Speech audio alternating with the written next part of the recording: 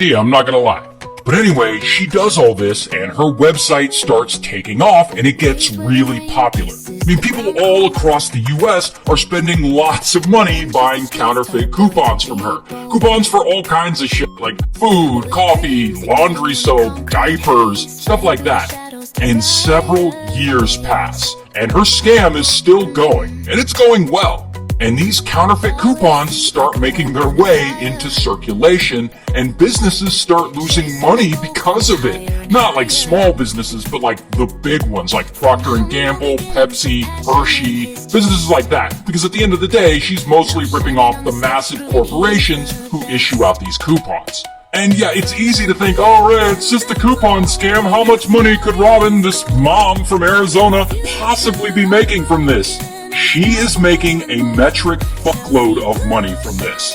According to her, she's pulling in about $300,000 a month. In fact, she's doing so much business that she has to bring in 2 other women to help her with the operation. She's doing so much business that they have to rent a whole ass second house called a stash house to store the massive supply of fake coupons she now has. So there are like tens of thousands of coupons in the stash house along with their money counting machines. Because, if you're making that much money, you gotta have money counting machines. But you know what else you gotta do when you're making that kind of money?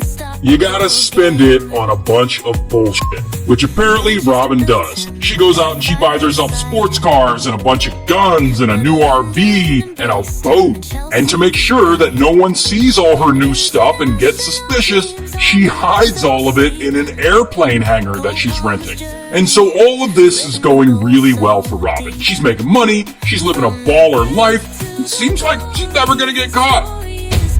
Until, of course she's gonna get caught. I wouldn't be making this video if she didn't get caught. So here's the problem with scams like this. Eventually, the party being scammed notices that they're being ripped off.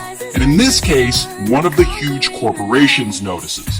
So, let's say hypothetically, the person buying the counterfeit coupon from Robin's site will then go and use it at a grocery store or wherever. And let's say that coupon's for like tampons or something. And so they buy the tampons with the coupon, and the grocery store will then send that coupon that they just got to the tampon manufacturer, and the tampon manufacturer will reimburse the grocery store a certain dollar amount. Now the problem is that now the manufacturer is suddenly getting a bunch of counterfeit coupons. Coupons where the barcodes aren't matching up. But the tampon manufacturer is still expected to pay out the grocery store a certain dollar amount. And so, Tampax or whoever is over here losing money. Now, at some point during